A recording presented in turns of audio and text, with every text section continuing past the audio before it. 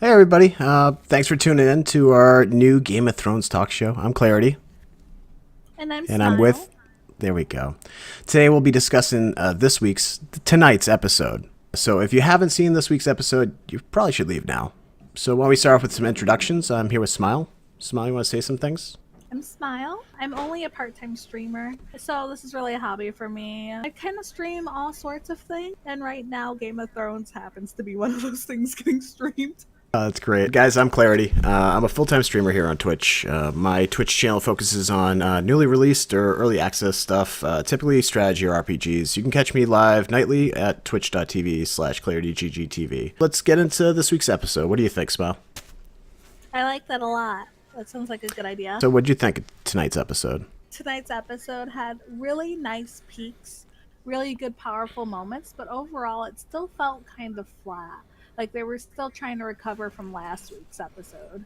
That's where me and you disagree because last week I still didn't feel like it was too flat. And this week, I'm still fanboying. I think that we had a lot of payoff for a lot of the plot points that we were looking at. Speaking of last week, do we have a synopsis? What happened last week, anyhow? We had the Hound have his redemption story. We had Arya get stabbed in the stomach, and I know personally, Smile felt like it was a filler episode. Do you want to elaborate a little bit more on that, Smile? No, that pretty much says it all. It was very fillerish. For this week's episode, we start off with Arya again. And what happened there? We see a nice picture of Arya bleeding from the stomach. So what happened there? Tonight's episode. Remember last episode, the unnamed lady? Yes, Lady Crane, the actress. Yes. She ended up saving her life, and then the unnamed lady ended up stabbing Lady Stark in the stomach for it. From the books and on the forums, they actually refer to that unnamed lady, the faceless woman, as the waif. So yes, the waif. Yeah, I do remember that scene too. She was dressed up as the old lady, and the biggest point I took away from that from last week was that Jaqen Hagar had told the waif not to make her suffer, and then turn the dagger anyhow. This week, yes, we do open up with Arya. The waif tracked down Arya last week, left her stabbed. We had Arya, stumbling through the city. This week, we have Lady Crane looking in her closet and finding a bleeding Arya.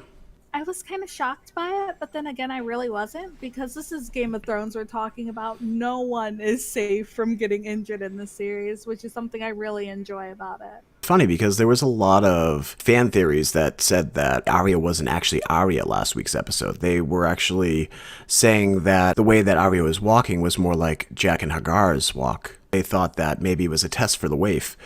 This scene debunked that theory because it's definitely Arya, and Arya goes to Lady Crane, and Lady Crane takes Arya into her care and actually starts to nurse her back to health. Fairly surprising. Also from last week's episode, especially when Arya's walking down the street, you realize that Arya's all alone. Everyone looks at her in disgust. She doesn't have a friend in the world. The only person that she can turn to is this actress lady that she was about to kill not even 24 hours prior. And I really like that scene where she was patching her up, and we actually found out a little bit more about the actress's past and where she learned her healing techniques from. That was very interesting to me, that they gave a supporting character a little bit more depth in the series. Do we have any final thoughts on this scene? Do you have any other thoughts on this scene? I was so sad. That was one of the moments where I was like, no, like where I really regretted losing a supporting character. Leading from that scene, we get some more of the Hound. We kind of had our fill of the Hound last week, not saying that I didn't enjoy the time there. We get a lot more of the Hound. What happened there, Smile? I'm kind of surprised that the Hound wanted revenge for the murder of people he barely knew. Really? I mean, Hound's a pretty violent guy in the 6 seasons that we've known him, and you're really going to think a few weeks with these pacifists are really going to change him? Maybe he had an option to do that, and if he spent some more time with these pacifists, maybe it would have happened. But he was already trying to get the leader of this pacifist cult or movement to fight back to begin with, and just kind of, it brought him back to what he was doing, to his violent nature. I think it's bringing him on a new aim. Like, his character arc is bringing him more to fighting for the good side. When we first met him, he was the Prince's Hound. That was really the part I missed. There wasn't any character development between there that I really saw that really changed him. besides the short time that he spent with Arya. So I didn't Hmm. really understand why he would randomly care for a group of people that just nursed him back to health. Maybe there was some payoff there that he saw what his life's work actually ended up paying out to him. You know, he almost died at the hands of a female, which in this setting is pretty dishonorable. That time with Arya was probably very formative as well. But yeah, we get the Hound fighting back against the Brotherhood. He tracks down the people that attacked the cult that he was with, and he gets back to his violent roots. That scene just made me sigh very heavily. The whole Brotherhood, and I did Did like you that the Brotherhood killed their own because they shamed them. I did like that part. you wanted the Hound to stay pacifist forever? What about the Clegane Bowl? Don't we want the Clegane Bowl? Yes and no. That whole thing is a mess. I think that will Yes. be covered a little bit later. I don't know if that theory is going to hold up anymore. Going on to our next scene, we have the most famous dwarf in the world. This one was kind of a filler scene to me, just saying goodbye to Varys for a couple episodes. He's left on some duty that we don't really get to know what's going on, and we get to see a little bit more of Tyrion's ego. In recent episodes, I feel like Tyrion's fallen kind of flat. He just drinks and he knows things, that both in his own words and just his character arc, it seems to be going not much of anywhere. I feel like I would have to disagree with you there because he's really, really cocky and then he was proven wrong. And then he had to go back and apologize for that and watch a city be burnt to the ground. You know what I mean? Just because of his mistake. So I really feel like that is a major pivotal character development point for him. I still feel like he's kind of stagnant right now. Maybe with some other developments that happen in Marine, we'll see where it goes from here. That we'll be covering a little later. Very cool scene with Jaime and Brienne. I think there's a lot of unrequited love, and I love that it's unrequited. I just love that. I'm just like, yes, unrequited. They are the most awkward couple, and I love them. I think it's more of a begrudging respect between Brienne and Jaime. I think Brienne would sleep with Jaime. It wouldn't be a shocker in the Game of Thrones world. Otherwise, I don't think Jaime returns those feelings. And it's kind of funny the weird kind of love triangle they have with Tormund Giantsbane. Yes. Those are awesome scenes, and actually, MM is going to be really upset if they don't end up hooking up. She thinks they're a cute couple. It's just because there's so many things that point to Jaime actually having like a soft spot for her. It's just that the fact that he says all the time, hey, I respect my enemies and I actually like admire them, because he went on, remember, on that long speech about Catelyn and how he actually respected and admired her, but he still crushed her like a bug. But when Brienne? yes, Brienne? when she was leaving in that boat, he could have sent his entire army to go get her, because she was like, if you storm that castle, we'll be enemies and I'll be forced to fight you. But instead, he just waves and stares off into the sunset after her. So adorable. Well, I don't think it was sunset, and we do have that screenshot for later. I just wanted an opportunity to talk about Tormund and Brienne. So, do you think that's going to go anywhere in later episodes? Because Brienne looks on in disgust. I feel like it could develop. All right, so let's talk about this actual scene that we're looking at with Brienne trying to give the sword back. I think that's kind of a moment. The sword's name is Oathkeeper, and Jaime, when she tries to return the sword to him, is like, no, that's always been your sword. That's your sword. I think a lot of that has to do with the fact that the sword is named Oathkeeper, and Jaime still feels he's broken some of his oaths in the past, where she tries so hard not to break any of them. I agree, definitely. I think that's pointing that out there, that she is the Oathkeeper. I'm looking at this picture and I see him looking at her and longing. Longing? Still shipping that. That ship is sailing. You're saying that Jaime and Brienne are going to be a thing. They're going to be a thing. His sister might not be long for this world, so who knows? A little foreshadowing for later.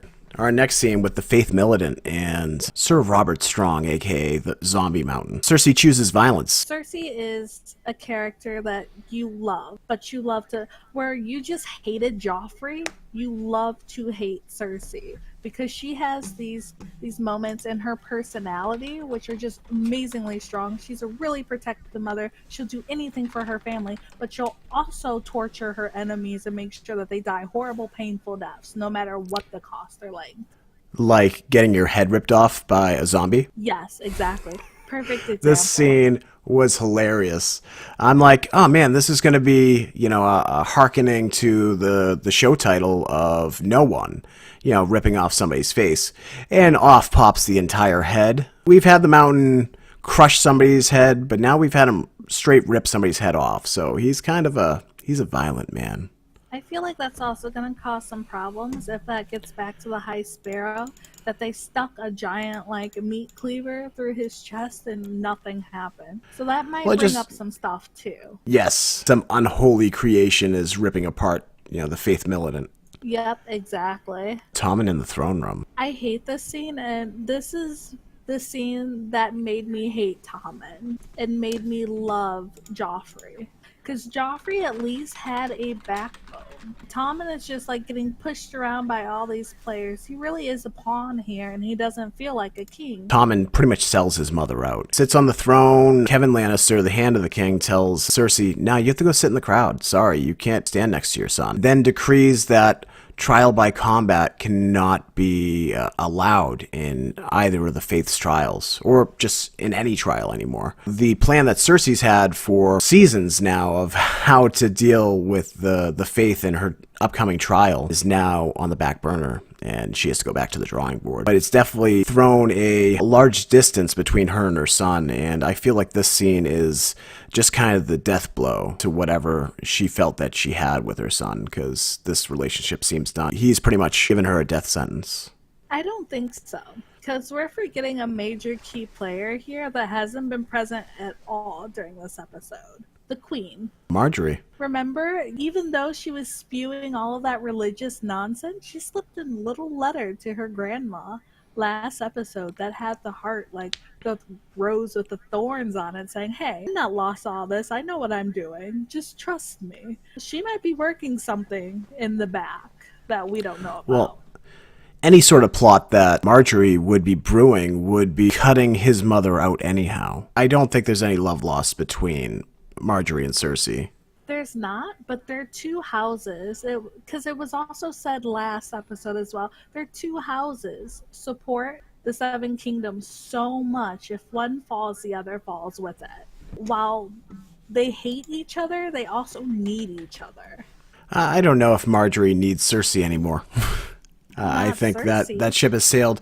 But I think there is definitely some credence to what you're saying, that Marjorie might be behind the scenes pulling all the strings. She even had the High Sparrow playing to her tune to get out of that trial completely. I can get behind that statement that, maybe there's something here that we don't quite know yet.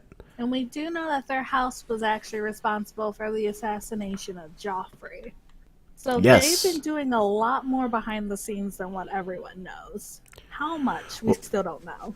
Brienne with the Blackfish. So Brienne is in River Run now, and she has been allowed entrance into River Run to try to parley with the Blackfish to have him surrender the castle and come fight for the Starks. Horrible. He's a stubborn old man. Horrible. He is. Doesn't make him any less badass, though. He's a pretty good character. Pulled out Oathbreaker and cut his head off and been done with it. Oathkeeper. Well, it might have been an Oathbreaker at that point. She had given an oath to try to get River Run and the Blackfish's army to fight for the Starks. This scene was pretty cool. Blackfish is not giving up, and he says, "No, I'm not giving up my home for nothing. Sorry, kick rocks, lady." I just wanted the Blackfish dead. Tyrion having a drink with people that don't normally drink. This was kind of a fun scene. They're telling jokes. They like that Grey Worm told a lie and then said it was a joke. That really made me laugh really hard. Well, I feel like the joke that he told was just like, "I've been lying to you this whole time." Of course, I am actually a soldier. There's always soldier jokes, which was so great. And then Missandei's jokes that just like fell flat. But there's also these knowing glances between Missandei and Grey Worm, where, when she's smiling, you could see that there's that relationship has definitely blossomed between the two of them. It's too bad that Grey Worm has no junk, though. Yeah, I was just about to say, I don't know how they're gonna, I guess, I don't know. She's out of luck. She's gonna be forever out of luck. Well, I mean, she grew up as a sex slave, too, so I'm not sure if You know, the sex thing is really that important to her and her relationships, you know? Maybe. But all this unrequited love and, merriment that they had going on was kind of cut short. Yeah, by the There was some whole alarms, yes. that whole thing. That whole thing. What was that whole thing? Little earthquakes hitting the wall. That's not an earthquake No. though. No, it wasn't the earthquake. It was the alarms going off, the alarm bells. Yeah, but they had those There was an fire attack. bombs flinging at the walls. Well, that was later on. We just get the introduction at this point where there's just ships in the harbor. But yes, they start attacking the city and it gets crazy.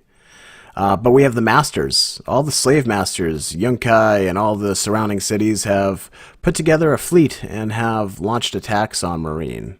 With no Dany in sight, no dragons, except for the two in the basement, who Tyrion has unchained in recent episodes.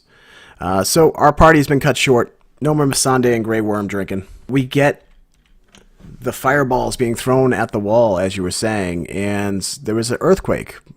But it might not have been the earthquake that we thought it was. She came in a dress when she was in a barbarian's robe, like the last time we saw her. Where did she get that dress from? Dude, she's the queen of club tops, remember? Maybe she had the dragon drop her off at the throne room. Who knows? One of those earthquakes wasn't actually something hitting. It was a dragon landing on top of the pyramid and letting Dany into the throne room here. Where we have our redemption. We have Dany back to lead the charge. Fire and blood. They're gonna need a lot of fire. Dany comes back. She has a horde of Dothraki. She has her dragons. The other two dragons are unchained downstairs. And, there seems to be quite a few ships in the harbor. And from last week's episode, we know that the outcasts from the Iron Islands, Theon and Yara, are on their way to see her. She might get her ships after all. Yeah, but remember, not only are Theon and his sister on the way, but also crazy uncle is on his way. So there might be collision there. With Euron there, the first thing I thought about when the ships were in the harbor was, oh my god, Euron already made 1,000 ships? Like, what, can he do that overnight? There's no trees on the Iron Islands. This is crazy. But it ended up being the Masters. So it's going to be a race. It's going to be a race to who gets Dany these ships. Yeah, or if there's going to be a battle between those naval forces in the city. I can't help but think, okay, so if Theon and Yara get to Daenerys and say that Dany says, okay, I'll take you on, you make me 1,000 ships and we're good to go. We have Euron making 1,000 ships too. I can't imagine both of them bowing down to Daenerys, right? Like, there's not going to be some happy union. Theon and Yara are there to sour Daenerys on the Iron Islands folk. Now we have 1,000 ships. Say they make 1,000 ships at Marine, and Euron brings 1,000 ships. Now we have this huge naval battle with a bunch of Dothraki on board, not letting Daenerys into the Seven Kingdoms. We get your favorite scene that you alluded to earlier, Brienne leaving Riverrun. So Riverrun gets surrendered to Jaime. They allow Edmure to just, go Edmure. Go take back your castle. And the captain of the guard for the Riverrun just puts him back in charge. They don't listen to the Blackfish that says, no, he has a knife at his neck. He's just going to sell you guys all out. They don't listen to the Blackfish. Edmure takes over the castle and just lets the Lannisters back in. And then Brienne sneaks out. And the Blackfish loses his life in battle. He goes down with the ship. How do we know he said he would die in his home? Dead? Like, if we don't, I guess we don't. Die on screen. Yeah, you never know with Game of Thrones. Yeah, exactly. Anything could have happened to him at that point. Absolutely. But we know he's not in the boat with Brienne. That he turned back around and went back into the castle with sword drawn. So, but the Blackfish has a history of being very sneaky and very hard to catch. Very slippery. Oh yeah, and they made a huge point about that earlier. Jaime said it. I think actually Brianna said it, and so did Cersei when they were all there talking about it back inside the Red Keep. Yeah, definitely. They said something about not being able to catch him for 7 or 5 years or something like that. He was on the hunt since the War of the Five Kings, and they never caught him until now, supposedly. But we'll see. The end of this scene was your favorite, I hear. This is so sad, because they still haven't said, I love you. She's sailing away, and who knows, because it's Game of Thrones. She might not come back alive. He might not come back alive. She might become a White Walker. We never know. That'd be one really big White Walker. It's not love. I mean, she just threatened to kill him in this episode. But You know, it honor was the dictates that I reason. have to fight you. Exactly. She said honor. She never said I need to kill you. She said honor compels me. She says it pushes me to do this. Being compelled to do something doesn't mean you always want to do it. You know what I mean? So there's always that. Maybe this love story is not going to end how you wanted to, Smile, but it is what it is. Jon Snow and What's Her Face Part 2 with Jamie and Brianna. Or maybe it's a wildling love affair with Brienne and Tormund. You know nothing, Brienne. Oh my god. I hope he says that if that becomes a thing. We'll make it become a thing. It'll catch on, I promise. We'll make fetch happen. We get more Hound. He gets his just desserts, right? He gets what he wanted. I don't know. He needs to toughen up Buttercup and keep moving. I mean, he hangs two of the guys. This is Beric Dondarrion. Beric Dondarrion, we haven't seen in a few seasons. He's the one that Thoros of Myr, the first taste of resurrection that we get from the Lord of Light was through Beric Dondarrion. And we haven't seen him, but last week we did see his cohorts go and raid that little village that they were building. And Beric didn't like that because, you know, they're actually just. They are in the process of hanging the guys that the Hound is coming to kill. And the Hound's like, nah, man, I want them. I want them all. And Beric's like, nah, I'll give you one dude. Should have just let him kill him and then moved on. Beric says, all right, you can have two of these guys, but you can't gut them because he just wanted to take his new favorite weapon of the axe to them. He's like, no, you have to hang them. So the Hound kicks over the two guys that he chooses to kill, and then takes his boots. Hound's been badass running around with no shoes on and an axe. Not only is he not against violence now, he's not against wearing something that comes off of a corpse now. So we might have the Hound back of old. He seems a little more brutal than past episodes. Alright, so I guess we'll just move on to the next scene. We have the last sequence of scenes here. We have an Arya scene where she's being chased through the city. Wow, this scene was kind of crazy. She's jumping off of buildings and tucking and rolling. And finally we have the big payoff here with the waif versus Arya. Arya runs down all of these back alleys, and we catch up with Arya and the waif, and they're in the alley that Arya actually had slept in when she had left the House of the Many-Faced God.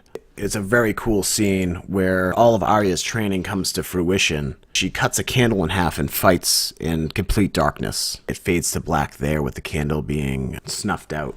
And in the next scene we have Jaqen H'ghar and Arya with the final words. Arya's finally no one. She's like, I'm Arya. I'm walking out. Pretty much Arya threatened to kill Jaqen H'ghar in this scene. She had needle to his chest. The scene kind of pans with Jaqen H'ghar walking into this area, the Hall of the Faces, and it's the waif's face still bleeding in one of the cubbies. Jaqen H'ghar made it seem like it was her final test. Now she's finally no one. And she's like, nah, I'm not no one. I'm Arya Stark and I'm going home. Badass Arya, you know, finally paying off seasons of this storyline that seemed to go nowhere. She's heading back to Westeros. What an ungrateful brat. Ungrateful? Jaqen H'ghar has this, like, knowing smirk when she says it, like he knew it all along. I would have liked her to stay there because it was such a cool story arc. She killed someone, she became no one. She gave the many-faced god a face because that's what he said. Because I found it kind of tricky because Jaqen H'ghar was like, regardless of what happens, another face will be added to this hall. He didn't say it would be hers. He just said another face will be added. Yeah, it's always cryptic. You know, it's kind of weird that you say that you really like this storyline. Like, this seems to be most people's least favorite storyline. They just kind of stuck her in east of the sea. She's just been hanging out there. Like, it was second worst to only Bran's story arc they hated, because he was just sitting someplace learning stuff. And it was the same with Arya, that she was sitting there and just learning stuff, and maybe we'll check into her every couple of episodes. The last couple of episodes, there's been payoff for her storyline, but, you know, we've had seasons of this.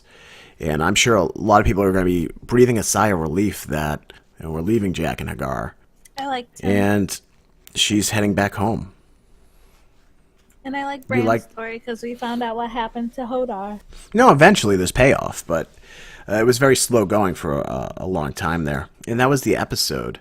It was a decent episode. It was a lot better than last week's. I really want to see that unrequited love. I actually want to really see Jamie get back to Cersei so he can hear about what his son did. I think Yeah. that explosion is going to be really, really cool and really good. Yes, I mean, and there was quick payoff with River Run. He took the castle back, and now he gets to get back to Cersei, which was the conversation he's had with Edmure and Blackfish. Like, hey, I'll kill all of you guys. I just want to get home to my sister because I love her. That And devotion, that speech he gave was like, oh my gosh, that's really cute. And it would have been really impressive if that wasn't your sister. Okay, so I guess we'll go into, if you want to play the video for next week's. We have the sneak Battles have peek. been won against greater odds. I've fought beyond the wall against worse than Ramsay Bolton. You don't know him.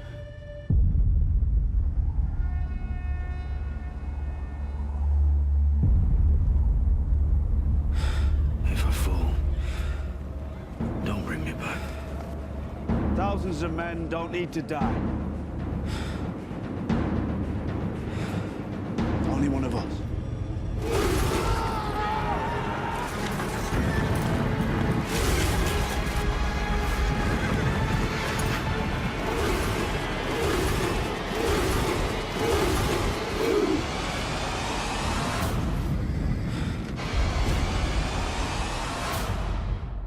So I'm appropriately hyped for that. How about you?